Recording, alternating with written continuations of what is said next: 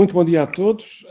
O meu nome é Francisco Ferreira, sou professor na Faculdade de Ciências e Tecnologia da Universidade Nova de Lisboa, sou também presidente da ZERO, Associação Nacional Sistema Terrestre Sustentável, e é com muito gosto que vos dou as boas-vindas esta manhã ao segundo dia do 14º Congresso Nacional da ADFERCIT.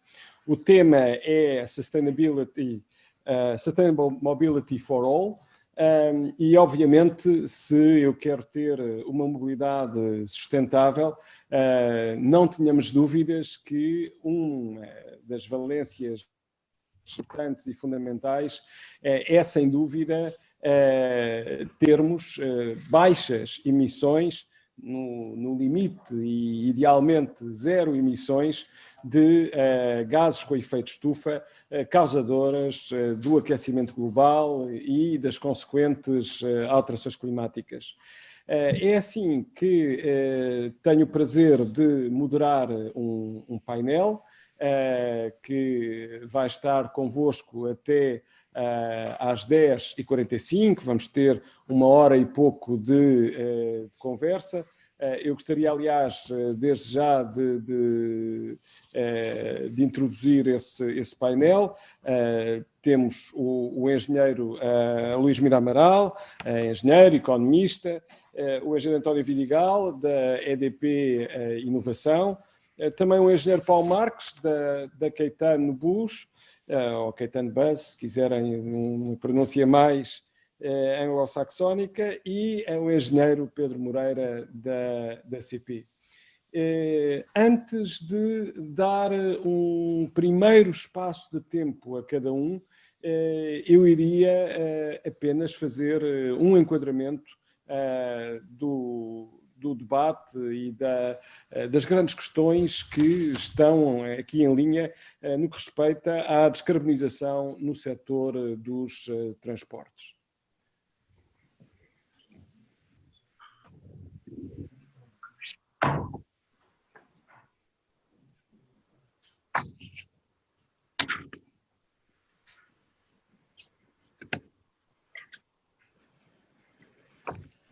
Ora bem, se nós olharmos para aquilo que é a situação no que se refere aos transportes em Portugal, eles têm um peso efetivamente muito significativo. Reparem, estas são as emissões mais recentes de 2018. A energia corresponde a 72% das nossas emissões setoriais de gases com efeito estufa. Os transportes em 2018 representaram 26%. Mas isto, eu diria, é um cenário quase do passado. Porquê? Porque com a retirada de funcionamento das centrais a carvão de Sines e do Pego em 2021, a percentagem dos transportes do setor dos transportes vai ser bem mais elevada. Vamos definitivamente ter o setor dos transportes como sendo o responsável por maiores emissões de gases com efeito estufa. Para termos aqui uma ideia, entre 1990, que é o ano base de contabilização de todas estas emissões, quer em Portugal, quer à escala mundial, até para efeitos do Acordo de Paris, do Protocolo de Quioto, vemos que o setor dos transportes foi aquele que maior aumento teve ao longo destas décadas, destas quase 3 décadas. Mas este é o perfil daquilo que serão as nossas emissões até 2050 num quadro de descarbonização. E, portanto, reparem que aquilo que está a azul, que é o setor dos transportes, praticamente desaparece.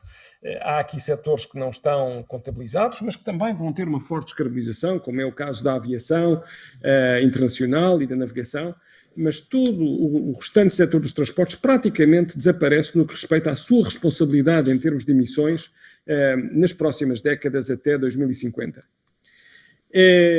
Repare-se que os transportes tem acompanhado, no fundo, a evolução global das emissões desde 1990, sempre com uma percentagem que em 1990 era baixa, na ordem dos 17%, mas que nos últimos anos tem rondado entre os 24% e os 26%.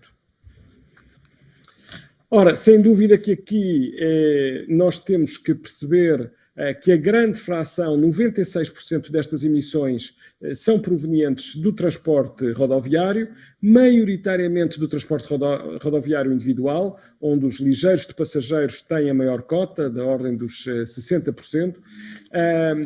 Os dados apontam, portanto, para uma responsabilidade na ordem das 15 megatoneladas ou 15 milhões de toneladas de CO2 equivalente por ano. Portanto, há aqui, sem dúvida, um papel fundamental deste setor para a descarbonização do país.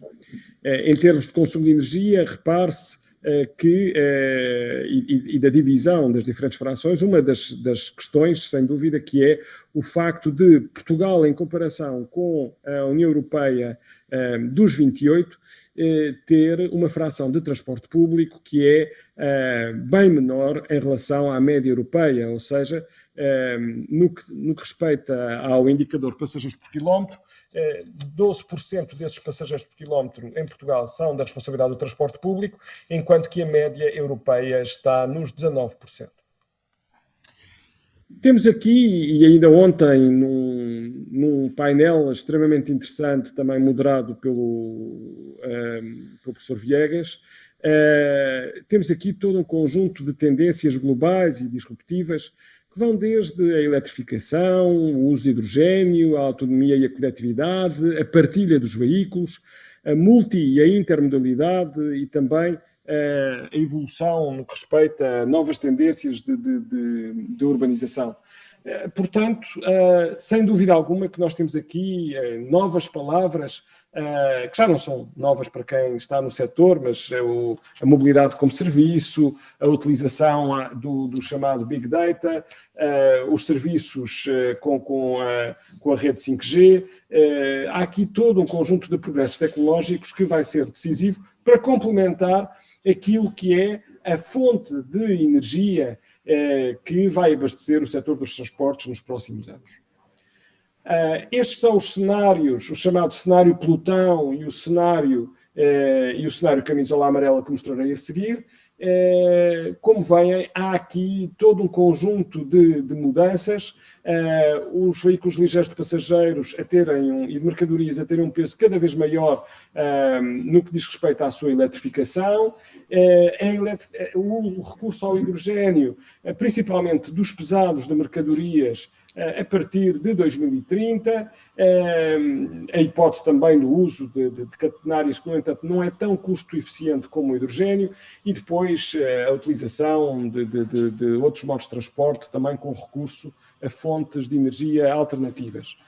No cenário camisola amarela, aqui a grande diferença tem a ver com uma maior procura dos veículos sem emissões de gases com efeito estufa no local, como é o caso do hidrogênio e da eletricidade, principalmente da parte dos pesados, para além de um papel importante nos veículos ligeiros, nomeadamente nos veículos autónomos.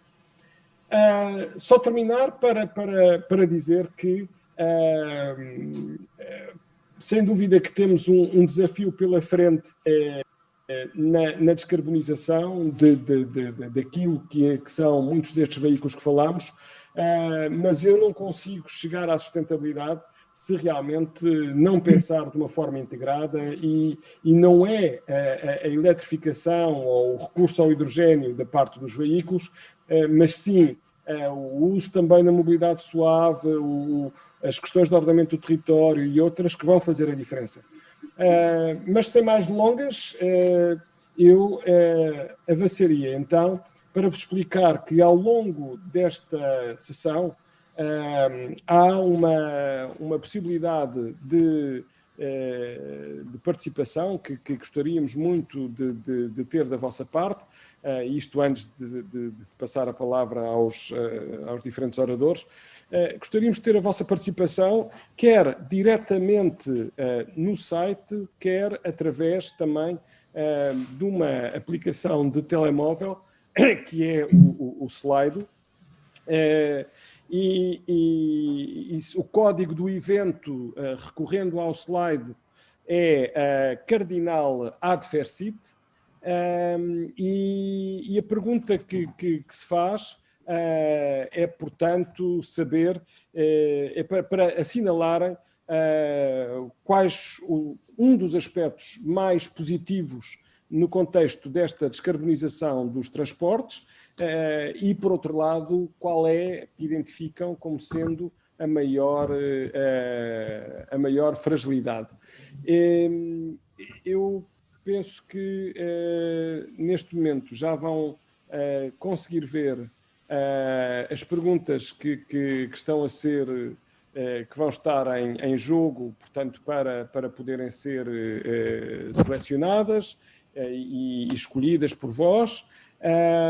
Como digo, ao longo deste período, pedimos para, através do telemóvel, da aplicação Slido, ou indo ao site internet, portanto, do Slido, com o código de evento Cardinal Adfersit, fazerem a vossa seleção, ou então diretamente, como digo, no próprio site do evento.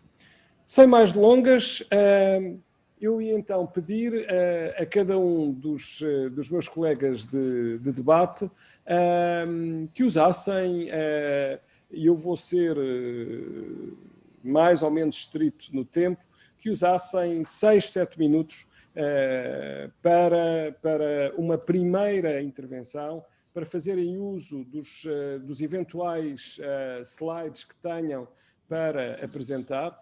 E começava e dava as boas-vindas ao engenheiro Mira Amaral para fazer então a sua apresentação e usar este primeiro tempo.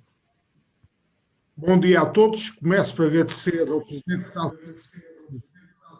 e ao Presidente da Comissão Executiva, o Dr. Luís Filipe Pereira, convite para aqui estar convosco. Cumprimento o moderador e também os oradores. Realmente o meu colega e amigo António Vidigal, com quem trabalhei na EDP dos meus tempos de diretor técnico, e então eu ia passar uma apresentação. Espero uma compreensão, tinham-me dito ontem 10 minutos, portanto eu tinha uns slides, era para essa disciplina. Não sei se ainda não estão a ver o modelo slide, pois não? Agora sim. Já estão a ver? Exato. Engenheiro Amaral está perfeito. Já está em ecrã inteiro. Portanto, eu vou ter dois tópicos. Transição energética e o fim da era do petróleo e o hidrogênio nos transportes. Começaria por dizer que nós estamos numa quarta revolução industrial em que as novas renováveis intermitentes, a eólica, assumem grande predominância e o petróleo vai perdendo importância, e isso é designadamente nos veículos em que o clássico motor térmico está a ser substituído por motores elétricos nos veículos. E o gás natural aparece, a meu ver, como combustível ideal para assegurar a transição dos combustíveis fósseis para as novas renováveis, assegurando o backup térmico à intermitência dessas renováveis. Nesse sentido, também posso dizer que o consumo do petróleo, a meu ver, no mundo ainda vai subir graças aos países novamente antes de descer. Em todo caso, a grande questão para mim, hoje em dia, e isso já foi sublinhado pelo moderador, com o qual estou de acordo, a grande questão é substituir o petróleo no setor dos transportes, uma vez que ele já não se utiliza nos países envolvidos para produzir eletricidade, e o problema da eletricidade, dos sistemas elétricos, a meu ver, está a ser resolvido, não vamos discuti-lo agora. E, portanto, a era do petróleo acabou, embora o petróleo fisicamente não tenha acabado. Isto aconteceu também com a era da pedra. Acabou a era da pedra, mas a pedra não acabou. Significa que há novas energias que vêm, e o petróleo deixou de ter energia daí. Quanto ao hidrogênio nos transportes, a meu ver, vai haver uma competição entre os veículos com motor elétrico alimentados a baterias, aquilo que dizemos vulgarmente veículos elétricos, e terão uma pilha de combustível a alimentar esse motor elétrico. como a pilha de combustível é alimentada por hidrogênio, chamam-se normalmente a estes veículos a hidrogênio, mas tecnicamente para mim eles também são veículos elétricos. Mas nos dois casos, veículo elétrico a baterias ou veículo a hidrogênio, o motor elétrico até pode ser exatamente o mesmo. A sua alimentação é que é diferente a baterias ou pilhas de combustível. Por exemplo, Salvador Caetano, que eu conheci, que tem um excelente autocarro a baterias, está agora a desenvolver um autocarro a hidrogênio, julgo eu, que aproveitando o mesmo motor elétrico. Por outro lado, decorre da segunda lei da termodinâmica, isto é uma coisa que os engenheiros não se esquecem, que qualquer transformação energética leva a uma degradação da energia utilizada. Por isso, a utilização da energia elétrica para produzir hidrogênio, com vista para a força motriz, em vez de utilizar diretamente a mesma energia elétrica para fins idênticos, implica forçosamente um desperdício em termos de utilização energética. Para ser justificável do ponto de vista energético e ser económica, tem que ser compensado por outros fatores. É por isso que a direta eletrificação de setores como os transportes, no caso do carro elétrico a bateria, parece mais eficiente que a solução centrada no hidrogênio verde. Quanto aos veículos, o veículo elétrico nos automóveis a bateria tem neste momento claramente a liderança, está muito à frente dos veículos a hidrogênio. Recordo que em 2003 houve uma plataforma tecnológica europeia para o hidrogênio e as pilhas de combustível que apontava 5 milhões de carros a hidrogênio em 2020. Obviamente que isso não se verificou. Também George Bush, nos Estados Unidos, em 2010, dizia que os carros a hidrogênio iam ser competitivos com os veículos de combustão interna em 2010. Também, obviamente, não se verificou. E, portanto, a minha tese é que os veículos elétricos a bateria estão com um grande avanço em relação aos outros. Parece que alguns construtores têm abandonado essa via, mas chama a atenção que a Toyota continua a apostar no hidrogênio e, portanto, a Salvador Caetano tem aqui uma ligação à Toyota e tem aqui, obviamente, o apoio de um grande grupo que continua a apostar no hidrogênio. Quanto às pilhas de combustível, chama a atenção do modelo da Flórida, dos carros a hidrogênio, em que eles têm pequenas estações de alimentação dos carros, em que chega lá a energia elétrica e depois, com pequena eletrólise, é convertida a hidrogênio. É a minha tese sobre o hidrogênio, tenho dificuldades no transporte, portanto eu prefiro transportar a energia sob a forma de energia e depois transformá-la em hidrogênio para consumos locais. Isto é o modelo que a Flórida está a utilizar nos hidrogénios. No caso português, nós devemos ser neutros tecnologicamente nas várias tecnologias, dado que não fabricamos nenhuma delas, não temos uma política industrial que possa ser desenvolvida pelo lado da oferta e, portanto, a minha tese é que os governos devem impor os estándares ambientais e depois deixarem os produtores fazer respectivas apostas e os consumidores escolhem. Portugal está a montar a rede Mobier, que todos conhecemos, para carregar as baterias dos veículos elétricos. E iremos agora começar a montar uma nova para carregar os veículos a hidrogênio. O Governo estipou na resolução do Conselho de Ministros uma meta obrigatória de 100 a 150. Será isto realista e a custo? Dos aviões e de navios de longo curso, parecia que o peso das baterias condenava a solução a bateria favorecendo o hidrogênio. Logo, o que se diz que o hidrogênio ia entrar nestes modos de transporte a longo curso. Mas a Tesla diz que está a desenvolver caminhões a baterias e diz que o hidrogênio não tem hipótese. A ver, vamos, não pronuncio. O futuro dirá o que acontece. No Estado, por outro lado, na ferrovia, é importante chamar a atenção disto, a eletrificação das linhas principais já resolve o problema da descarbonização.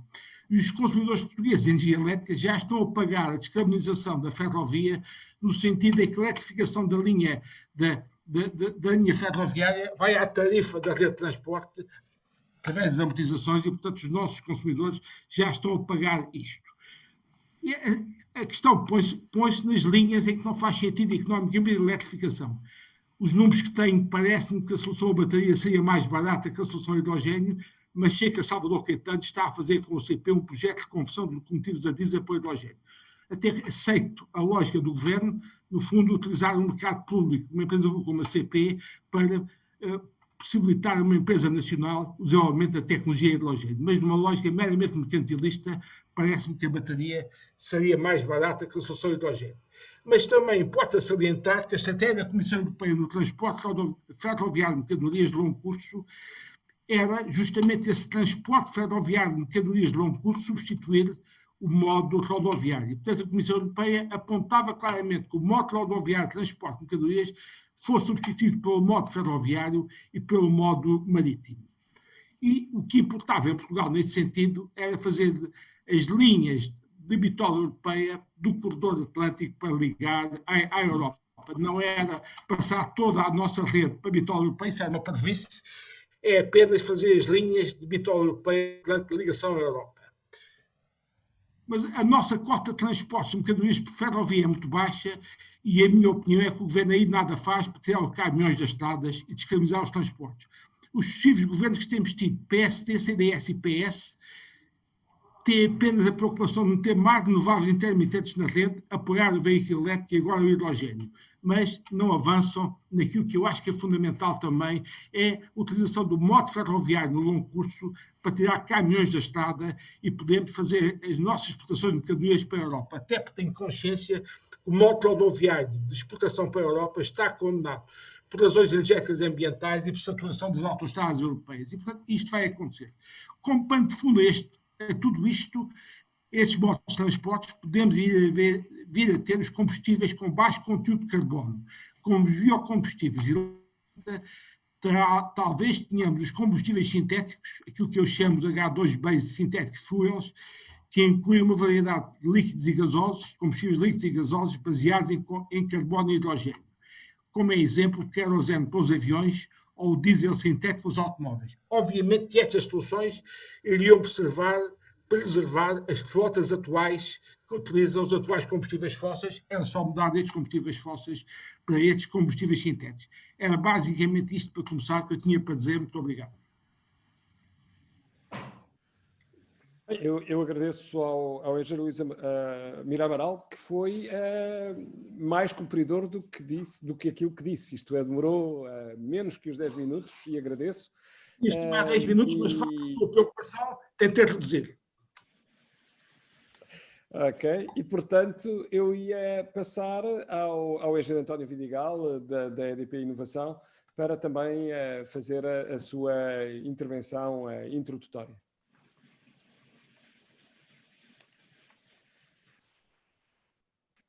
Muito bom dia a todos, estão-me a ouvir? Sim, na perfeição. Sim. Muito bom já dia. Estamos a ver o ecrã em tamanho completo.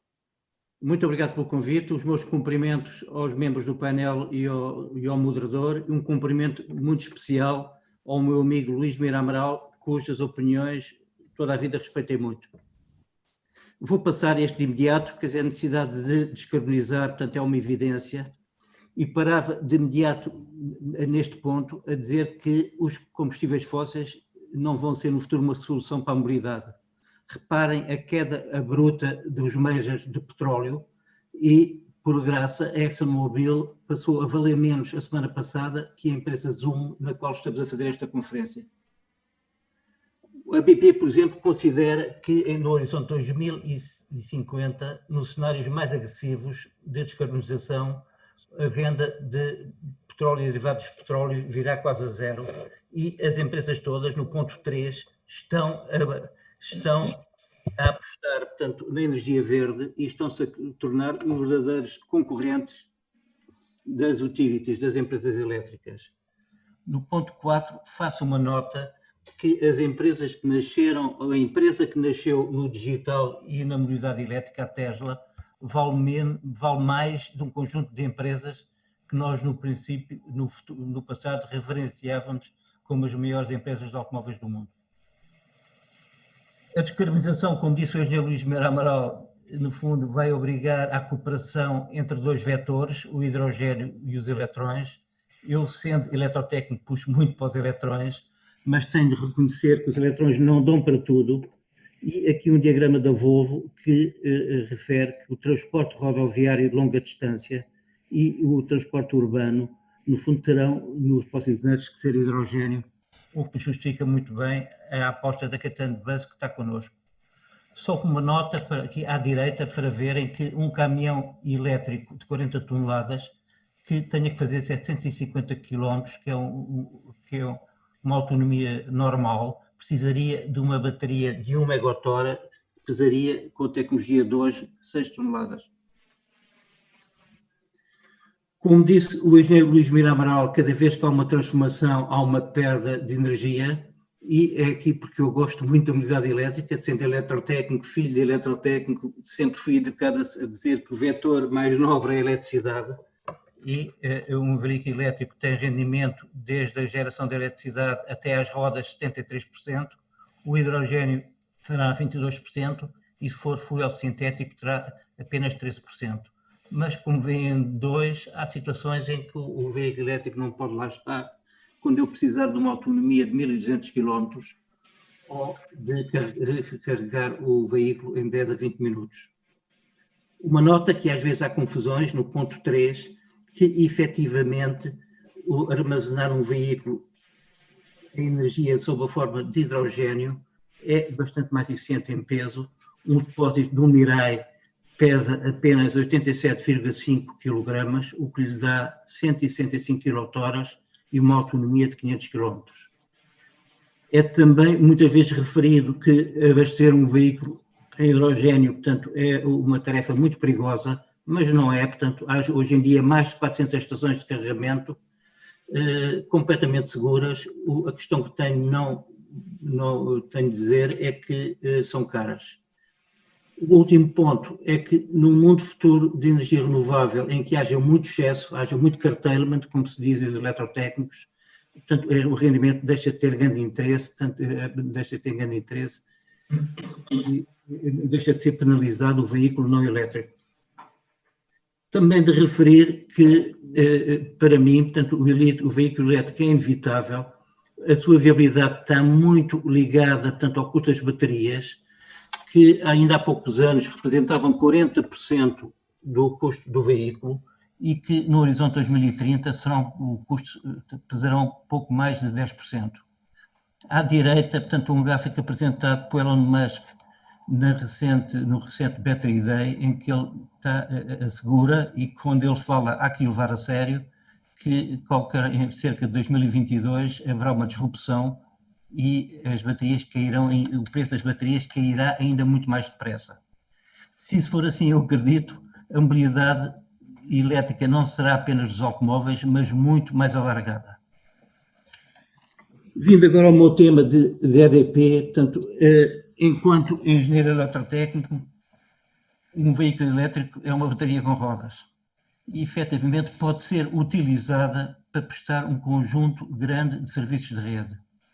É a tecnologia V2G que permite que um veículo seja carregado quando a energia é barata porque há excesso e possa voltar a devolvê-la à rede em alturas em que a rede tem necessidade, e dessa forma um veículo parado na nossa garagem pode estar a ajudar a pagar-se a si próprio, vendendo um serviço de arbitragem na rede. Uma nota que me dá imenso orgulho, que tendo Portugal começado cedo na mobilidade elétrica, com o projeto Mobié e outros a que estive ligado, hoje em dia criou-se uma indústria de carregadores rápidos em Portugal que é de referência. Os carregadores da IFASEC estão por toda a parte, os carregadores da Magnum Cap são quase os únicos carregadores V2G que existem no mundo e quase todos os pilotos da Enel ou de qualquer empresa utilizam os carregadores V2G da Magnum Cap. E, recentemente, a iCharging lançou uma linha com os carregadores mais potentes do mundo de 600 kW. O meu ponto é que o veículo elétrico, portanto, independentemente dos problemas ambientais, é muitíssimo melhor que um veículo a combustão interna. E em 2030, alguém que entrar num stand vê um veículo clássico com motor de combustão interna e vê um veículo elétrico, e o veículo elétrico vai ser mais barato e melhor, e não há qualquer dúvida que vai escolher o veículo elétrico. Tendo consciência disso, a EDP, no fundo, criou um conjunto de ofertas para responder às necessidades de carregamento em qualquer momento. Portanto, o carregamento é a maior preocupação de um utilizador de veículo elétrico. Portanto, não é só energia que fornece uma componente também digital que dá a segurança através de uma app do controle do carregamento, quer na garagem individual, quer na garagem de um condomínio. E para acabar, sendo rápido, Também como eletrotécnico, eu penso que o sistema elétrico está numa disrupção enorme, como nós assistimos na internet. Está a aparecer imensa energia renovável distribuída, energia em excesso, como há consumos em excesso na internet, e considero que o veículo elétrico é uma componente essencial e importante, enquanto uma carga inteligente, uma smart charge que pode ser modulada e na sua componente V2G de poder devolver energia à rede quando é necessário, uma componente importante para a rede do futuro que a EDP está empenhada a ajudar a desenhar. Muito obrigado, espero ter cumprido o tempo. Muito obrigado, Engenheiro António Vidigal, também pelo cumprimento do tempo previsto. E sem mais delongas, aliás, porque foi falada em ambas as apresentações, quer do engenheiro Mira Amaral, quer do engenheiro António Vidigal, eu passava ao engenheiro Paulo Marques, dado que realmente a Caetano Bus tem sido, digamos assim, aquilo que na área dos veículos pesados Portugal tem mostrado realmente que é capaz de passar à prática em termos de inovação tecnológica, quer no que diz respeito à componente elétrica, quer também agora na componente de abastecimento de motores elétricos a partir de hidrogênio. Paulo Marques. Olá a todos, em nome da Caetano Bus agradeço já o convite feito a toda a organização e cumprimento os meus colegas neste debate aberto. A Caetano Bus iniciou esta viagem em 2010 e desde 2010 até o momento nós temos aqui quebrado algumas barreiras. Como pioneiros em Portugal e de veras na Europa, lembro a audiência que em 2010 na Buzzworld em Bruxelas, fomos a primeira empresa a apresentar um modelo de um autocarro elétrico. Quando nós chegámos à feira, toda a gente perguntava porquê? Porquê é que vocês estão a apresentar um modelo de um veículo elétrico? Em que todos os outros stands falavam na altura nos diesel e nas otimizações dos motores a diesel. Muito bem, e foi esse o mote da Caetano Bus ao longo destes últimos 10 anos. É procurar powertrains alternativos. E como o engenheiro Mira Amaral disse muito bem, todas as formas de energia alternativas que possam ser desenvolvidas, o powertrain é sempre elétrico, daí tendo a máxima eficiência ao nível dos sistemas de transmissão. Esta foi a nossa aposta em 2010, com o foco na engenharia portuguesa, e lembro que em 2010 tínhamos 5 pessoas a trabalhar exclusivamente nestes projetos. À data de hoje temos 25 engenheiros só dedicados ao desenvolvimento de mobilidade elétrica e com tendência para crescimento nos próximos 2 anos até 40. A Caetano Bus também em 2018 apostou numa segunda aposta, mais uma vez queríamos ser disruptivos, em pensar em mobilidade movida dos powertrains movidos com energia alternativa a hidrogênio. Durante 1 ano e meio apostámos com uma equipa no desenvolvimento e prototipagem de um veículo usando uma pilha combustível e em 2019, portanto 9 anos depois de estarmos na mesma feira, chegamos também com um veículo movido a hidrogênio nesta mesma exibição para todo o mundo, em tempo recorde.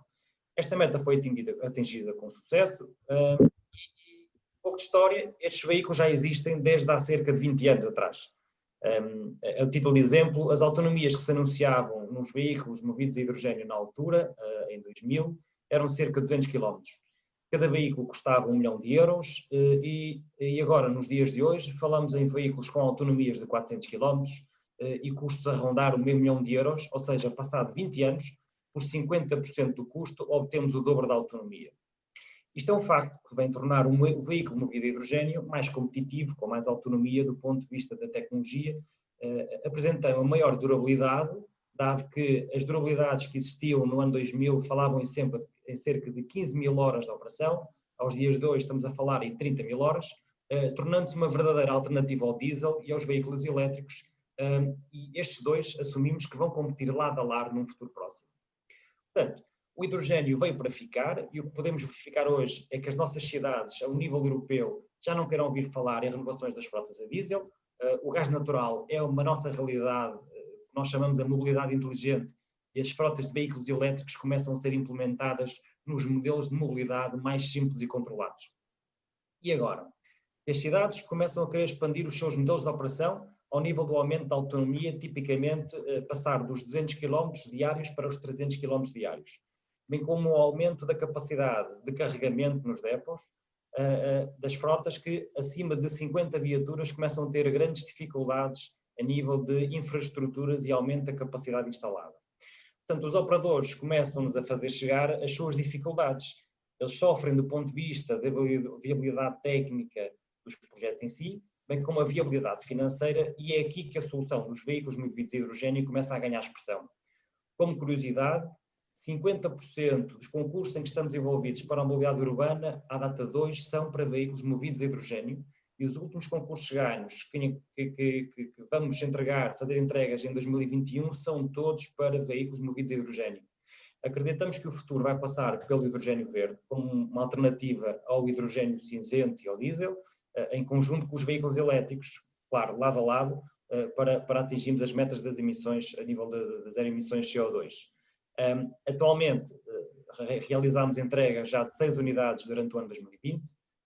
Em 2021 vamos arrancar com uma produção em que 10% serão veículos movidos a hidrogênio, e assim sucessivamente acreditamos que realmente será um futuro próximo, até à meta de 2025, termos as nossas linhas ocupadas com 50% de mobilidade verde.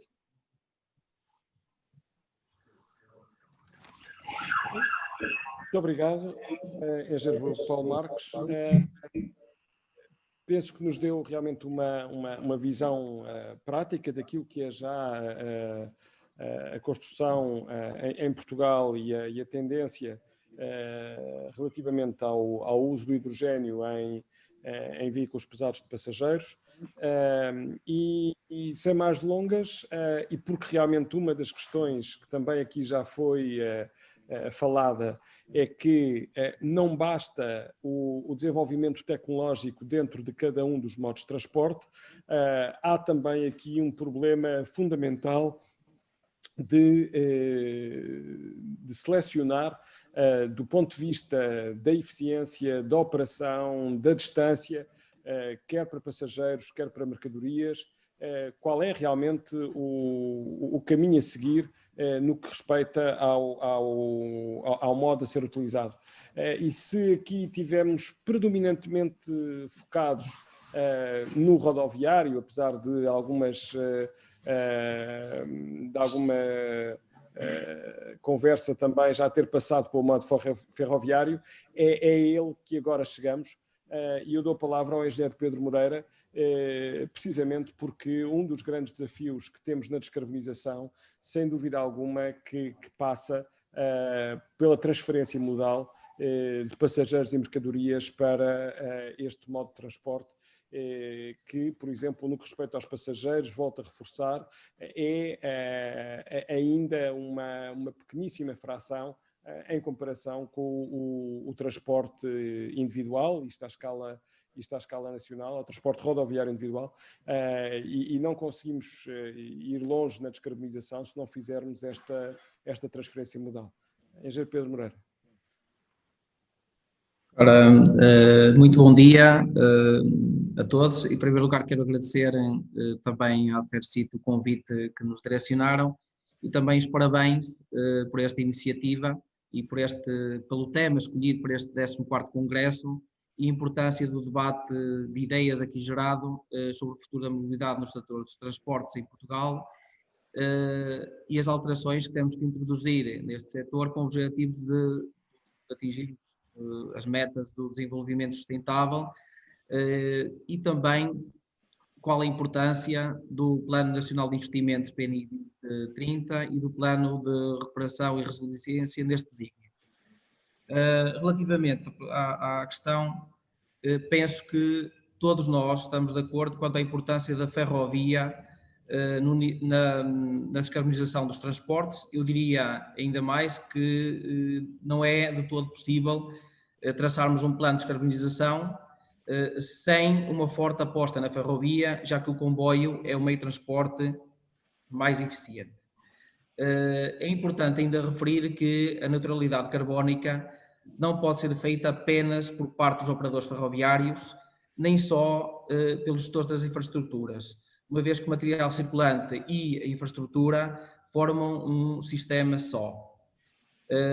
Daí a importância da realização de um grande investimento, quer ao nível das infraestruturas, e também em novo material circulante e ainda na reunião de condições que permitam que a Ferrovia Nacional possa recuperar o tempo perdido de vários anos de desinvestimento no setor.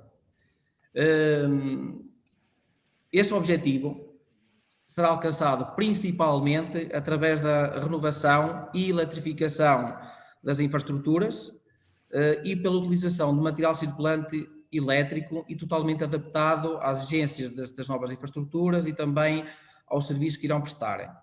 É certo, como aqui já foi falado, nomeadamente pelo engenheiro Mira Amaral, que estão a ser estudados em vários países a implementação de outras alternativas à tradicional eletrificação das infraestruturas, que permitem a locomoção de comboios com a utilização de outras energias limpas, amigas do ambiente, e entre elas, como aqui foi referido, dá-se destaque à utilização das células de combustível a hidrogênio e à utilização de baterias para o armazenamento de energia e tração.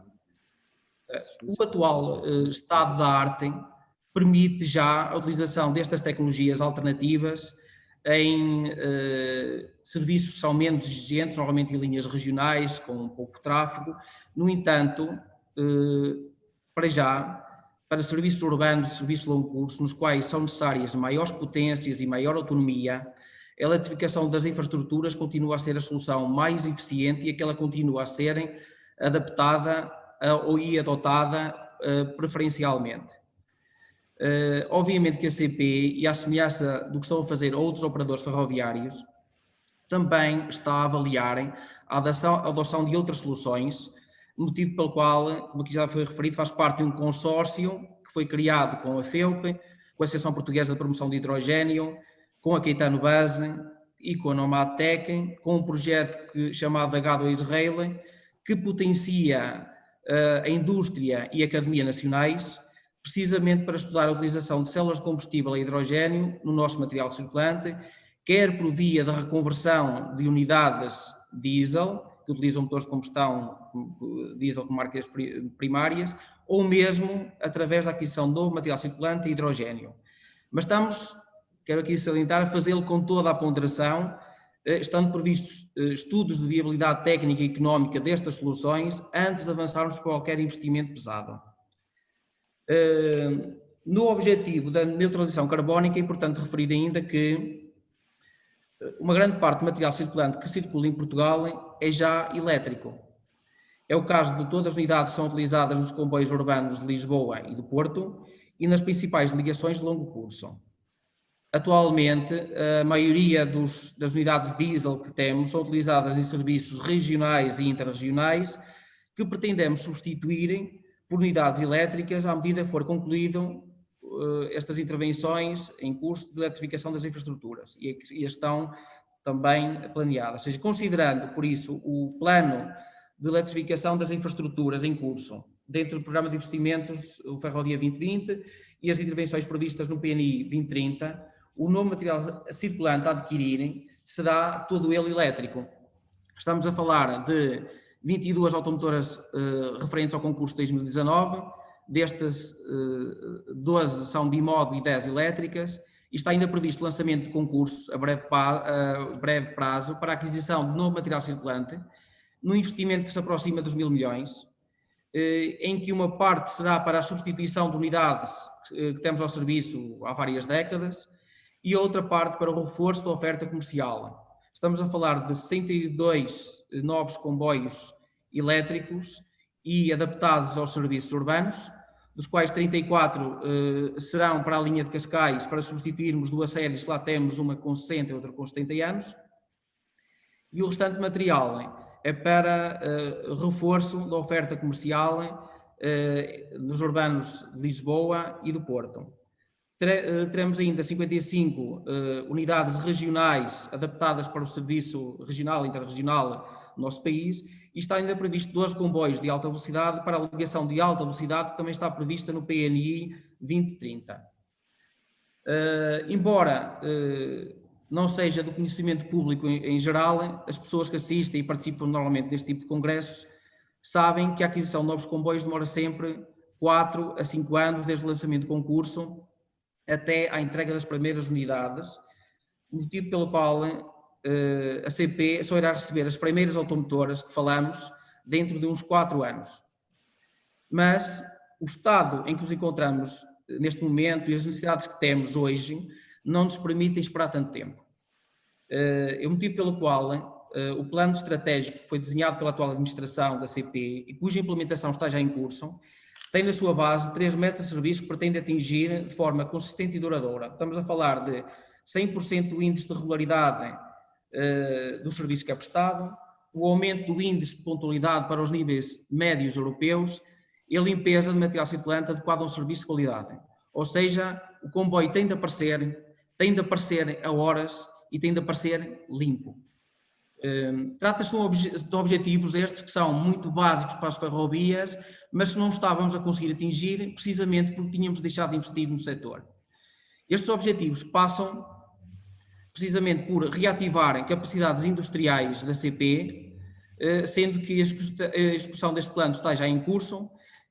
Já reabrimos a oficina de Guifões, estava fechada desde 2012, potenciou-se as capacidades que temos instaladas no complexo industrial do entroncamento, potenciou-se as capacidades instaladas na oficina do Barreiro e também nas oficinas de Contomil, e até recentemente abrimos um posto de manutenção de primeiro nível na Figueira da Foz.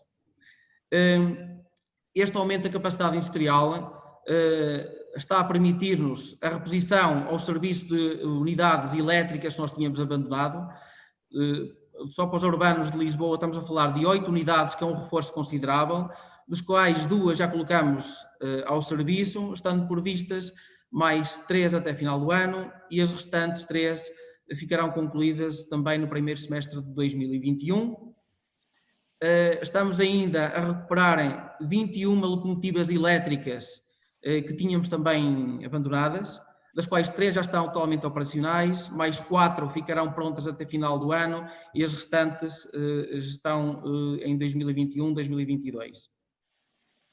E acresce ainda também que estamos a recuperar carruagens que nós tínhamos, umas que estavam encostadas, estamos a modernizar carruagens e acrescentamos a esta ainda a frota que compramos recentemente à Renfe, que vamos modernizar. No final vão ficar unidades completamente novas, potenciando assim também as capacidades que são do melhor, eu diria, a esse nível que temos a nível mundial, no restauro e modernização de material circulante. Estes são os para já. Pedro Moreira. Obrigado. Muito obrigado. Eu, aliás, gostaria de louvar este esforço da CP, porque nós realmente, do ponto de vista ambiental, pensamos às vezes apenas na componente energética associada à exploração, mas não valorizamos a componente de economia circular, de eu não estar a fazer de novo e estar efetivamente a recuperar, a reabilitar aquilo que são equipamentos que estão perfeitamente passíveis de voltar a ter uma nova vida, com uma poupança material e energética extremamente significativa. Ora, do desafio que vos foi colocado a toda a audiência, nós tínhamos então 5 fatores que potenciavam que potencia o processo de descarbonização no setor de transportes: o recurso ao hidrogênio, a aposta na mobilidade suave, o papel atual e futuro do teletrabalho, os incentivos ao transporte público e a penalização do transporte individual. Ora, claramente aqui a opção vencedora, por quem tem vindo a votar, e na ordem praticamente dos 50%, são os incentivos ao transporte público. São esses que têm, de acordo com os participantes, representam o maior potencial no processo de descarbonização. Quanto a fatores que fragilizam esse mesmo processo de descarbonização dos transportes, os custos de investimento necessários e a resistência da população à mudança estão praticamente ela por ela, com 46%, 41%. O assegurar da manutenção de apoios provenientes das receitas das emissões de carbono, o incremento na distribuição dos produtos a casa, as dificuldades em afetar os custos para o clima, a navegação e aviação internacionais ficaram para trás nesta escolha.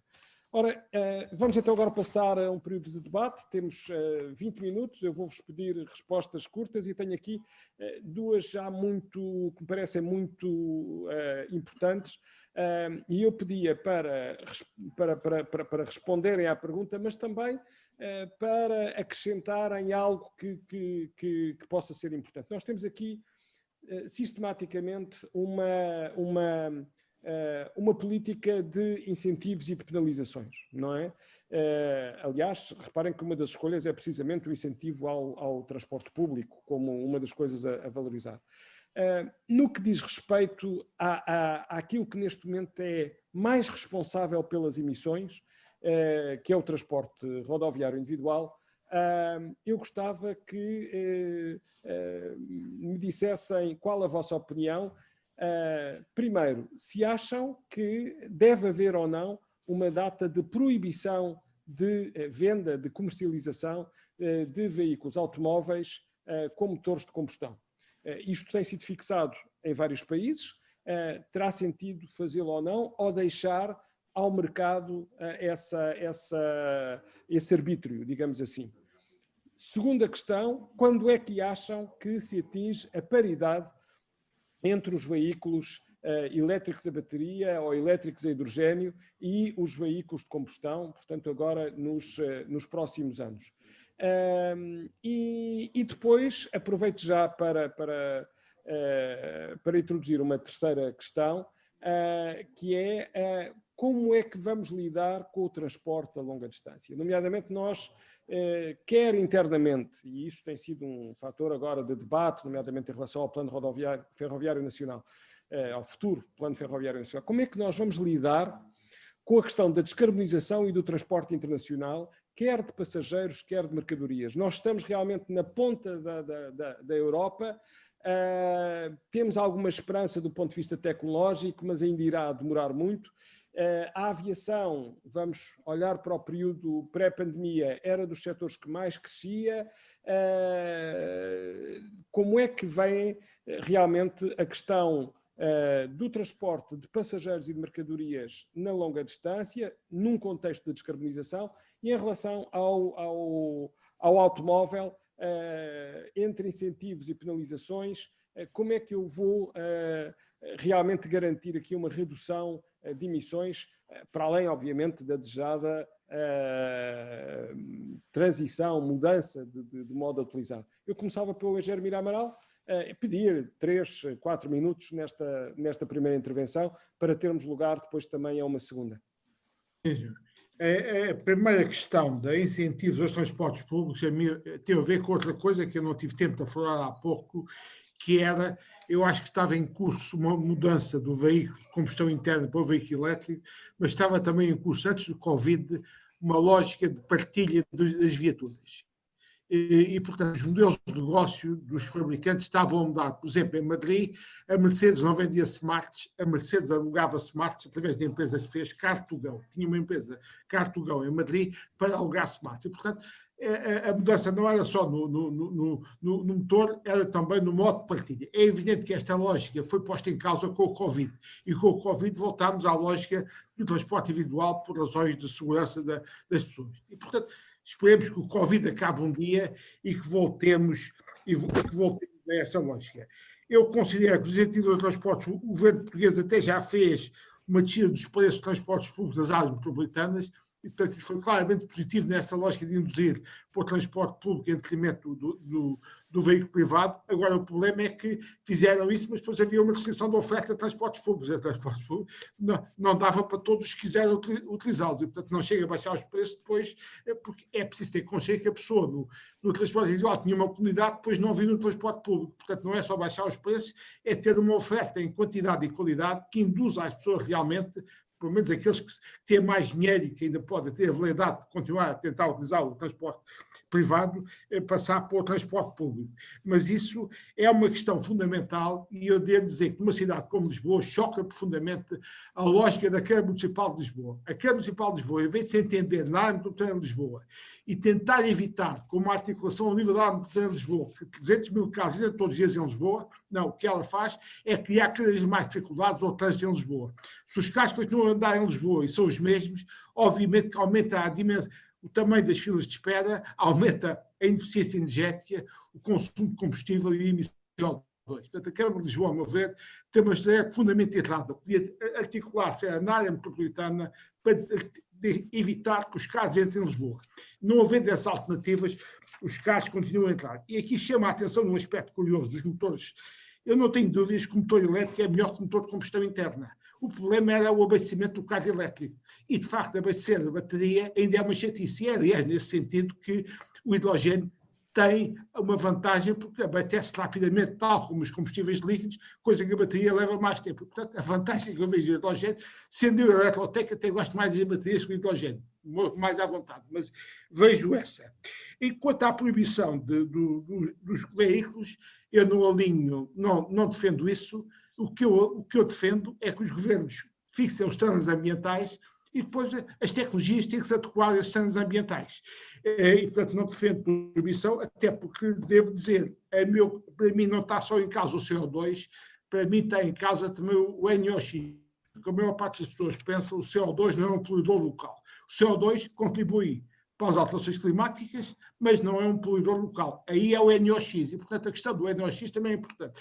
E se houver tecnologias atuais, diesel ou gasolina, que satisfaçam os estándares ambientais, eu deixá-las mantê-las, os consumidores escolhem, desde que todos satisfaçam os estándares ambientais. Portanto, sou contra imposições dessas drásticas, que eu acho que é um planeamento que não faz sentido numa economia de mercado.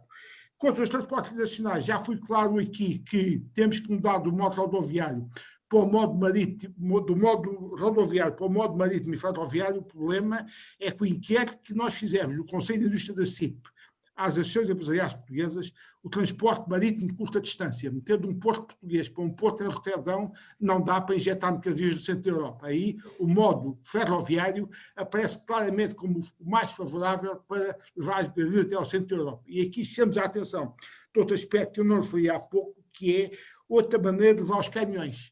Também é, se tiver uma ferrovia decente, com linhas para a Europa, isto a funcionar, se calhar fazem-se comboios de caminhões, metem os caminhões dos comboios e assim vão ser transportados até ao centro da Europa, porque isto no fundo é uma maneira inteligente de combinar aquilo que vai acontecer com o modo ferroviário. O modo ferroviário serve para o backbone, mas do last mile tem que ser o modo rodoviário para transportar a mercadoria até a casa de cada pessoa. É a lógica do transporte combinado. E nesse sentido, se o caminhão for no comboio, ele faz o backbone no comboio, mas depois sai do comboio e vai transportar as mercadorias diretamente à casa das pessoas. Portanto, é uma via promissora que eu há pouco não referi e que também acho que se insere nisto. Engenheiro António Vidigal, para além das perguntas que eu fiz, acrescentar-lhe uma, que é, no que diz respeito nomeadamente ao veículo elétrico, a baterias e ao papel também aqui um pouco da EDP, há realmente há muitas pessoas a escolherem veículos com motores a combustão pela incapacidade de terem uma resposta da infraestrutura de carregamento e pela forma como nós vivemos em prédios que não têm muitas das vezes garagem e não há essa oferta. Pedia-lhe para além das minhas questões, também falar um pouco sobre esta perspectiva, se acha que realmente essa é uma restrição e se irá ser facilmente ultrapassada. Às primeiras perguntas, também respondendo de forma sintética, o meu amigo Luís Meira Amaral já respondeu muito bem e eu não vou responder, repetir o que ele disse. Primeiro, se deve ou não ser proibido o veículo a combustão interna a partir de determinada data, eu acho frontalmente que não. E o exemplo que tenho, portanto, as carroças também não foram proibidas de andar, desapareceram naturalmente.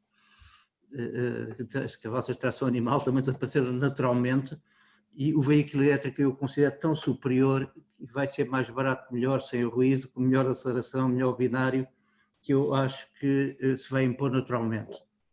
Vai levar tempo, a pergunta que eu não tenho neste momento os números, mas penso que por ano vão ser vendidos em Portugal cerca de 300 mil veículos ligeiros, já não me lembro bem dos números, e obviamente o estoque de veículos de combustão interna vai levar anos a desaparecer, mas eu não previa os carros de se deslocarem, nomeadamente terem atenção às dificuldades financeiras das famílias portuguesas. Quanto à questão de como é que vai funcionar no futuro a partilha de carros e toda essa linha de pensamento, eu considero que também a tecnologia vai ter aí um papel enorme a desenvolver. Eu acredito imenso no veículo autónomo, a Tesla também já abriu caminho nesse sentido. Penso que a prazo nós não precisamos de ter um veículo. O veículo, se calhar, é o segundo maior investimento que uma família faz a seguir à casa, e é um investimento muito mal feito. Todos nós temos 1 ou 2 carros parados na garagem 23 horas por dia a não fazer nada, e no futuro, com o veículo autónomo, que pode ser chamado com uma app e que, no fundo, está disponível quando é preciso, eu penso que, de repente, as cidades ficam vazias de automóveis, espaços de estacionamento são transformados em jardins e tudo se muda muito mais depressa. Uma das coisas em que tenho trabalhado toda a vida, para lá da eletricidade, é em computação, e as pessoas às vezes esquecem a velocidade com que a capacidade de computação e de inteligência artificial tem evoluído. Basicamente, desde os princípios dos anos 70, que cada 2 anos o mesmo euro compra o dobro da capacidade de processamento. E dentro de 4 anos, por exemplo, nós disporemos de uma capacidade de processamento muitíssimo maior. Quanto ao tempo de carregamento que falou o meu amigo Luís Mira Amaral, a visão que eu tenho para mim, em complemento, já falo no que é que a EDP está a fazer sobre o tema, a visão que eu tenho para mim para a cidade baseia-se em hubs de carregamento.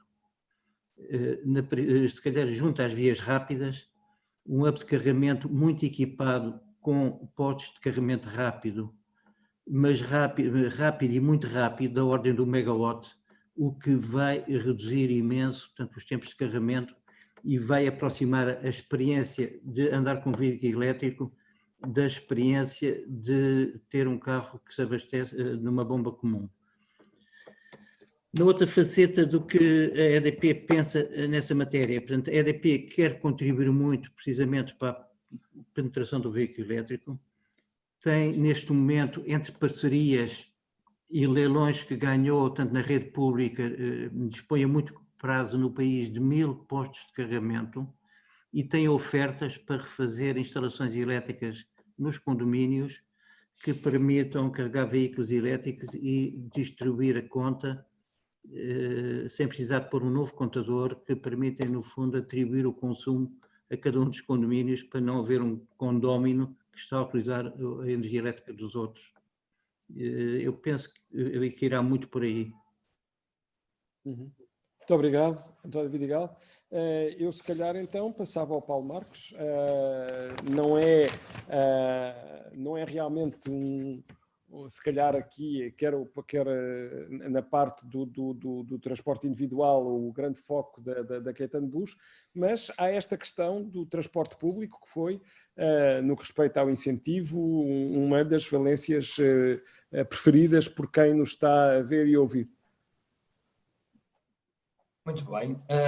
Relativamente à pergunta acerca da proibição dos powertrains com motores diesel, eu não sou apologista da sua proibição, porque inclusivamente existem limitações ao nível do volume de veículos para o serviço, ou seja, para a procura, e os veículos elétricos de hidrogênio ainda não são a data de hoje a solução onde possa ser feita esta transição a 100%.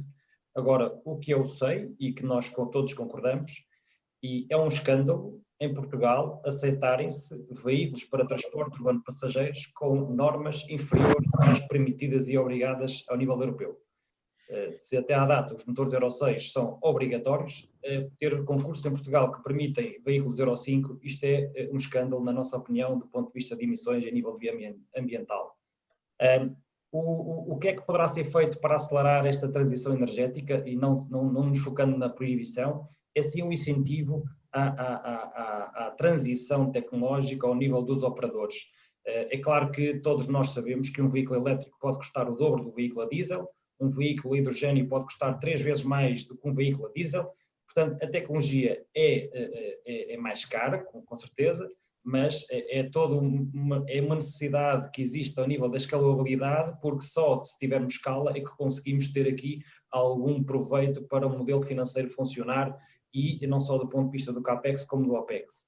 Portanto, o que foi feito até ao momento em Portugal foram dados primeiros passos, mas estamos muito atrás, por exemplo, da cidade de Londres, onde nós temos 34 viaturas elétricas que estão dentro da Ultra Low Emission Zones, e é um modelo de negócio que está a funcionar e é um exemplo a nível mundial, e só com medidas fortes por fases, com certeza, faseadas, ao nível das entidades governamentais, é que conseguimos promover esta transição. Não é proibir porque sim, não é mudar porque sim, é mesmo dotar as cidades de exemplos, de casos piloto, para que esta transição seja feita gradualmente. E para a audiência, para todos os conhecimentos de vós, as nossas viaturas ficaram no ranking de segundo lugar, como os powertrains mais eficientes ao nível de Inglaterra. À frente da Caetano Bus existe a Volvo, e é um orgulho para toda a engenharia portuguesa, com todas as soluções de powertrains que nós temos, estarmos classificados em segundo lugar ao nível de eficiência energética dos nossos veículos. Portanto, relativamente ao deployment destas tecnologias, sabemos, por exemplo, que no caso de Londres, até 2025, 80% das suas frotas têm que ser elétricas, por decreto, mas 20% são permitidas que sejam com energias alternativas, nomeadamente biocombustíveis, hidrogênio, diesel e híbridos. Portanto, mesmo as próprias entidades de Londres, para as Ultra Low Emission Zones, têm esta tolerância, porque sabem que não há tecnologia disponível em massa no momento para se fazer esta transição repentina. Relativamente à longa distância, já falámos, portanto, o diesel continuará a ser a solução com os powertrains híbridos e com os biocombustíveis, mas é aqui que o hidrogênio ganha o seu espaço, em que o downtime das viaturas não tem que ser 3 a 4 horas para carregar, o downtime das viaturas são 10 a 15 minutos, mediante o tipo de estação. E agora chamamos à discussão a outra faceta do problema, que é o ovo e a galinha. Em Portugal não existe uma única estação de abastecimento de hidrogênio. É uma dificuldade que a Caetano Bus está a ter e qualquer cliente nosso ou operador é uma dificuldade que terá se nos quiser comprar, não só ao nível do veículo pesado de transporte de passageiros, como um veículo ligeiro. Temos marcas como a Hyundai, a Honda e a Toyota que têm veículos prontos para distribuir para a Europa, e Portugal não tem um único veículo de hidrogênio porque não existem estações para fazer este próprio carregamento. E se avaliarmos que a nível do transporte do gás natural para as estações de carregamento é feito por caminhão, portanto o transporte de hidrogênio poderá ser feito por caminhão nestes primeiros tempos. Portanto, o problema é que não existem estações e não existe uma estratégia, inclusivamente, de localização dessas estações, onde é que poderão ser implementadas.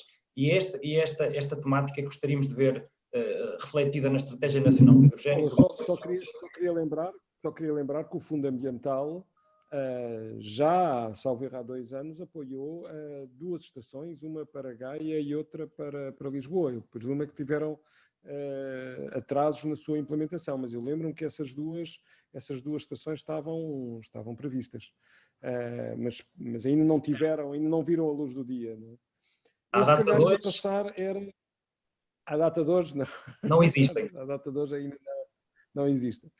Eu ia passar ao EG Pedro Moreira para umas palavras finais, porque estamos já em cima da hora, temos 1 minuto, mas eu vou-lhe dar também 3 minutos, que foi o que cada um dos outros oradores teve, 3, 4 minutos. Faça favor, antes de irmos para o intervalo. Eu também não concordo com a proibição direta da utilização dos carros. Eu acho que vamos conseguir atingir essa redução naturalmente na medida em que apostarmos, investirmos, quer em novas infraestruturas, quer em novas soluções também de transporte público coletivo, E também, para chegarmos lá, é necessário alguma mudança cultural, mas essa mudança cultural atinge-se quando conseguirmos reunir condições de mobilidade e frequência também, não é? Diferente daquelas que temos atualmente. E também se consegue, de facto, com políticas de incentivo ao transporte público, que já foram adotadas algumas, de facto, no momento em que não estávamos ainda totalmente preparados, mas estamos a reunir condições e se calhar a adesão a este tipo de serviço foi muito superior à que estava inicialmente esperada, e daí que eu diria que se conseguirmos concretizar o plano de investimentos que está em cima da mesa, certamente que no final teremos uma adesão muito superior a este tipo de transportes, quer no longo curso, quer no curto curso dentro das próprias cidades, a partir do momento que existam várias soluções alternativas, rápidas, de custos acessíveis e que permitam ter as soluções de mobilidade ponto a ponto que as pessoas precisam. Relativamente ao transporte de longa distância, eu diria que há de facto necessidade de investimento em infraestruturas, tem que ter uma articulação direta entre, neste caso, nos serviços internacionais entre Portugal e Espanha, uma vez que não se pode fazer de uma só parte, e tem que ser adotadas soluções que sirvam os interesses dos dois países. Eu aproveitava precisamente esta dica do EG Pedro Moreira para dizer que realmente a parte do transporte internacional, nomeadamente passageiros, é uma parte-chave. Não sei se têm a noção, entre as ligações no período pré-pandemia, nas ligações entre cidades, o mais que o Lisboa-Porto era o Lisboa-Madrid, que tinha maior expressão, mesmo à escala europeia, pelo número de passageiros transportados, mais de 1 milhão por ano, entre estas duas capitais, e que neste momento nós não temos para fazer, através da ferrovia, essa ligação. Daí que estamos na altura de terminar. Eu gostaria de agradecer a todos, ao engenheiro Mira Amaral, António Vidigal, Paulo Marques, Pedro Moreira, dizer-vos que penso que foi mais do que uma avaliação e uma análise da descarbonização dos transportes. Eu acho que cada um de vós contribuiu para pontos que merecem agora uma discussão mais detalhada, aprofundada. Há aqui muitos pontos de partida, e pareceu-me existir, mesmo assim, um relativo consenso e até complementariedade entre as várias opiniões, o que penso que nos deixará bastante satisfeitos por conseguir aqui construir um caminho que está traçado pelo roteiro nacional